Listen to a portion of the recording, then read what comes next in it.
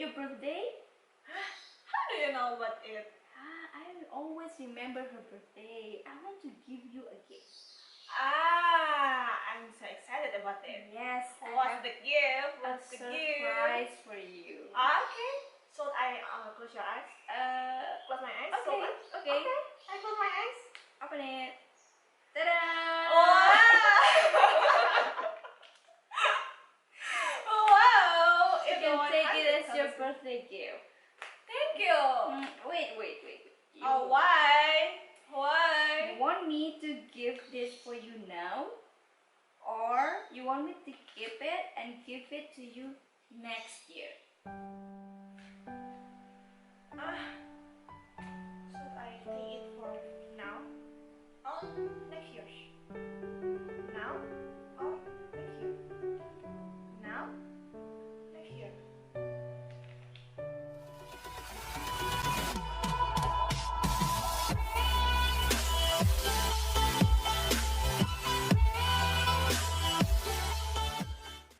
Which would you prefer? 100,000 rupiahs today or 100,000 rupiahs 10 years from today? Common sense tells us to take the 100,000 rupiahs today because we recognize that there is a time value to money.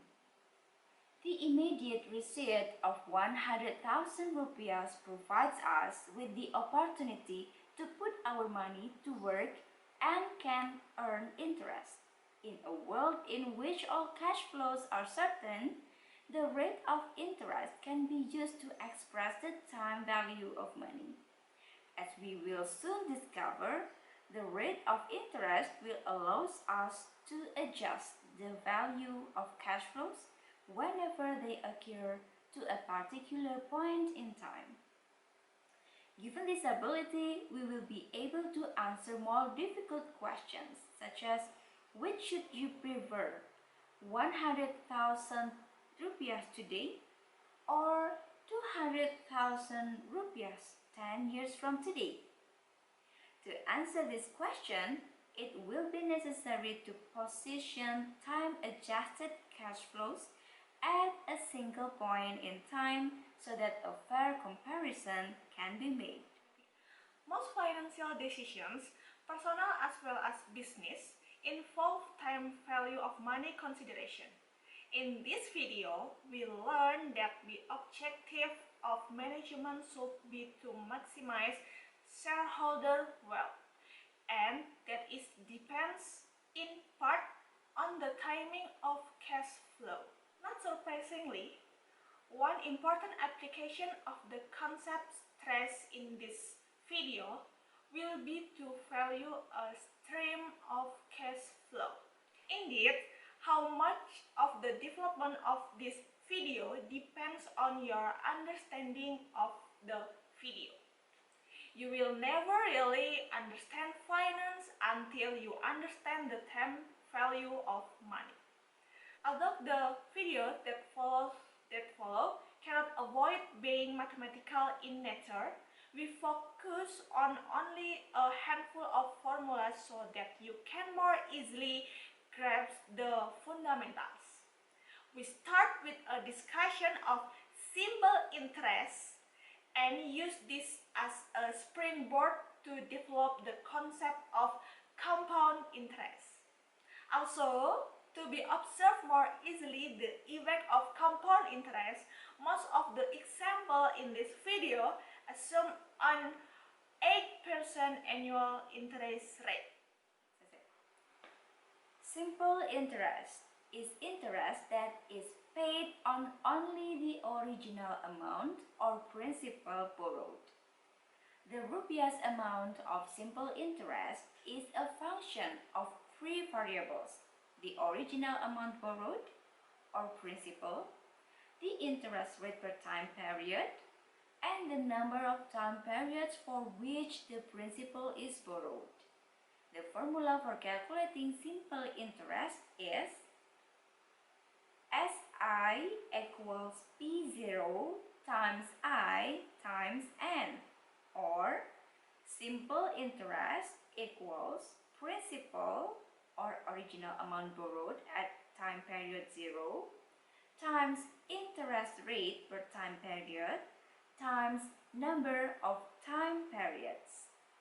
For example, assume that you deposit 100,000 rupiahs in a saving account paying 8% simple interest and keep it there for 10 years. At the end of 10 years, the amount of interest accumulated is determined as follows. 80,000 rupiahs equal 100,000 rupiahs times 0.08 times 10 years. So for the future value, also known as the terminal value of the account at the end of 10 years, or FV10, we add the interest earned on the principal only to the original amount invested. Therefore, 100,000 rupiahs plus 80,000 rupiahs equals 180,000 rupiahs. Now that you are familiar with the mechanics of simple interest, it is perhaps a bit cruel to point out that most situations in finance involving the time value of money do not rely on simple interest at all. Instead, compound interest is the norm.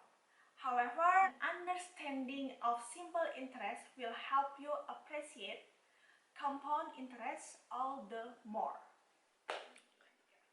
Now we will talk about the compound interest. First, the definition about the compound interest is interest paid on any previous interest earned as well as on the principal borrowed. The distinction between simple and compound interest can be seen by example. Below of video, you can see the table of illustrate the rather dramatic effect that compound interest has on an investment value over time when compared with the effect of simple interest. From the table, it is clear to see why some people have called compound interest the greatest of human inventions. The notion of compound interest is crucial to understanding the mathematics of finance. The term itself merely implies that interest paid on a loan is periodically added to the principal. As a result, interest is earned on interest as well as the initial principal. It is this interest on interest, or compounding, effect that accounts for the dramatic difference between simple and compound interest. As we will see, the concept of compound interest can be used to solve a wide variety of problems in finance. Okay, now we talk about the single amount, about the future or compound value. To begin with, consider a person who deposits 100,000 rupiah into a saving account.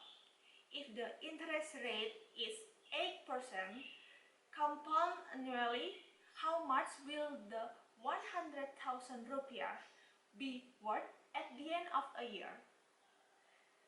Setting up the problem, we solve for the future value of the account at the end of the year, or FV1. Okay, and the formula is FV1 equals P0 times 1 plus I. Interestingly, the first year value is the same number that we would get if simple interest were employed.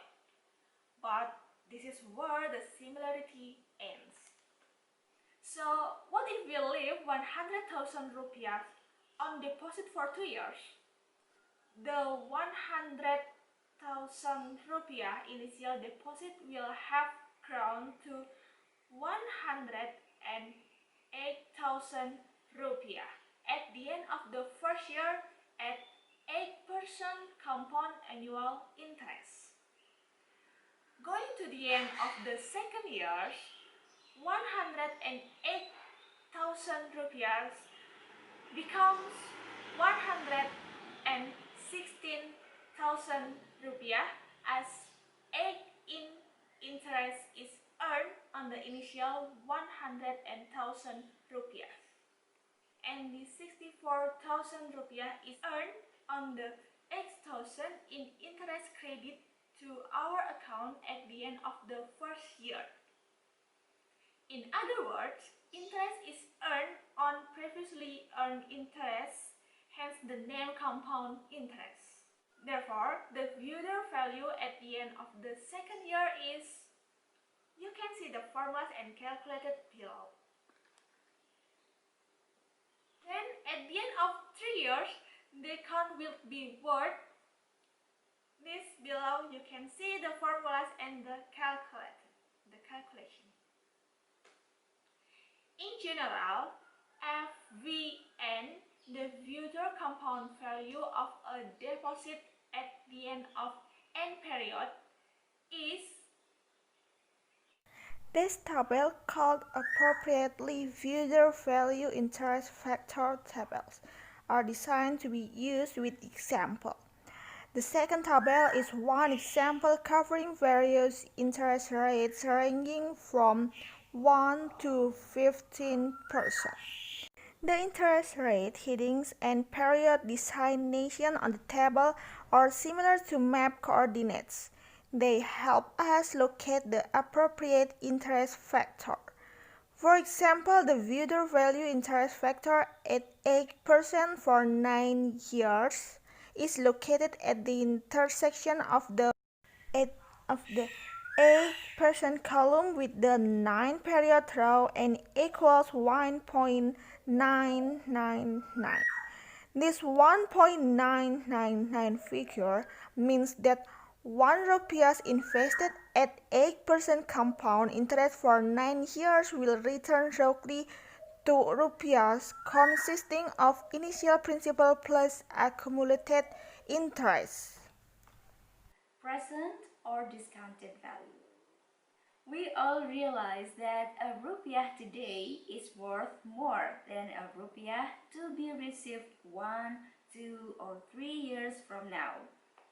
Calculating the present value of future cash flows allows us to place all cash flows on a current footing so that comparisons can be made in terms of today's rupiahs. An understanding of the present value concept should enable us to answer a question that was posed at the very beginning of this video.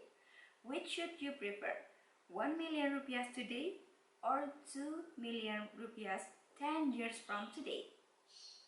Assume that both sums are completely certain and your opportunity cost of funds is 8% per annum. The present worth of 1 million rupiahs received today is easy. It is worth 1 million rupiahs. However, what is 2 million rupiahs received at the end of 10 years worth to you today? You might begin by asking what amount would grow to be 2 million rupiahs at the end of 10 years at 8% compound interest.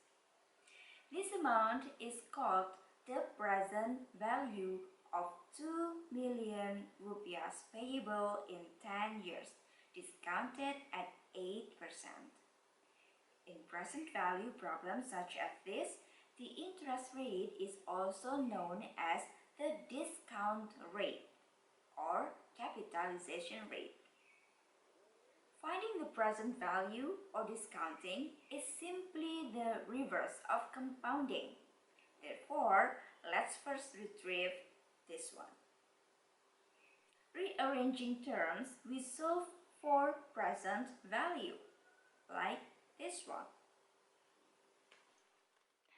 present value table containing PVIFs for a wide range of interest rates and time periods relieve us of making the calculation implied by example 3.6 every time we have a present value problem to solve. Table 3.4 is an abbreviated version of one such table. We can now make use of example 3.7 and this table on this video to solve for the present value of 2 million rupiahs to be received at the end of 10 years, discounted at 8%. In this table, the intersection of the 8% column with the 10 period row pinpoint PVIF 8% 10 is 0.463. This tells us that 1 rupiah received 10 years from now is worth roughly 46 cents to us today.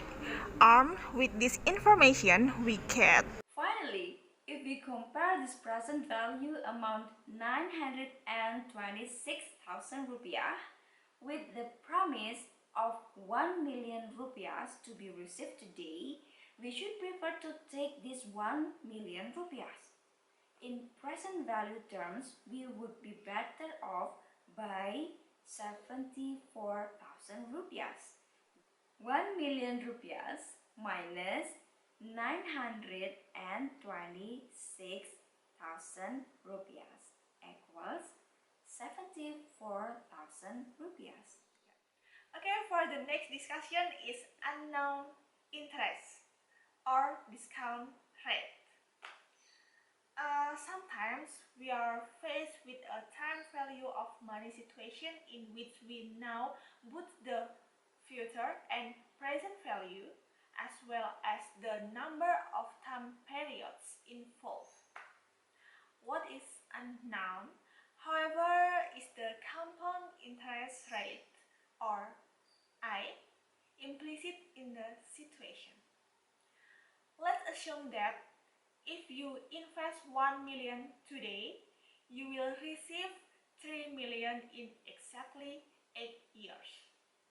The compound interest or discount rate implicit in this situation can be found by rearranging either a basic future value or present value equation. For example, making use of future value like this. Reading across the 8-period row in the previous table, we look for the future value interest factor that comes closest to our calculated value of 3. In our table before, that interest factor is 3.05 and 9 and is found in the 15% column.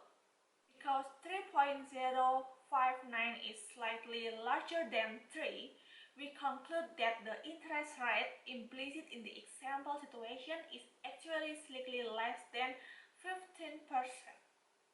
For a more accurate answer, we simply recognize that FVIF I.8 can also be written as 1 plus I to the power 8 and solve directly for I as follows here.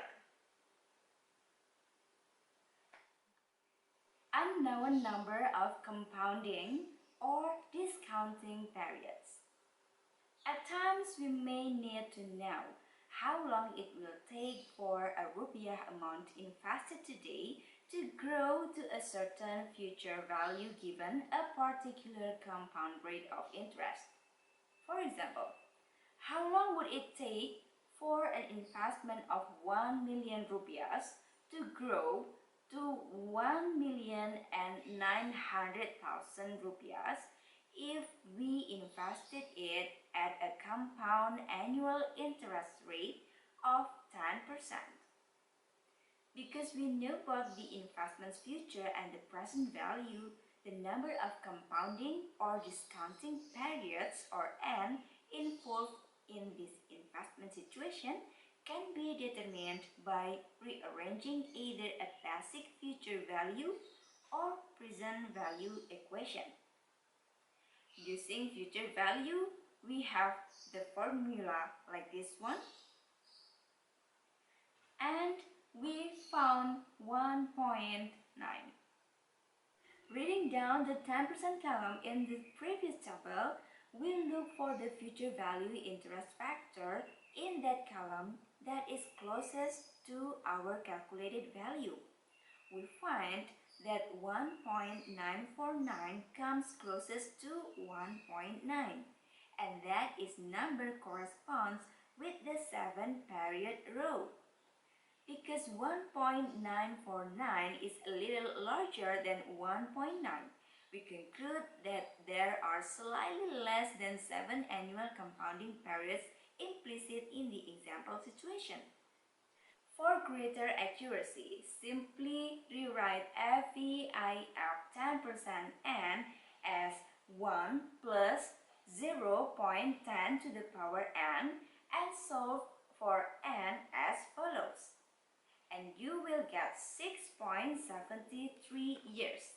It means if you want your 1 million rupiahs money to become 1,900,000 rupiahs, you need to invest your money to the financial institution who give you 10% interest rates, and you have to wait until 6.73 years to make your money become 1,900,000 rupiahs. Sis, I think I have decided about this money. Really? How? Yeah. Can I take it for now? Okay. Thank you. So I will take it. Thank you so much. Okay, that's all for today. Thank you for watching. Then don't forget to like, subscribe, and comment Miss Inaya channel. See you in the next video. Bye.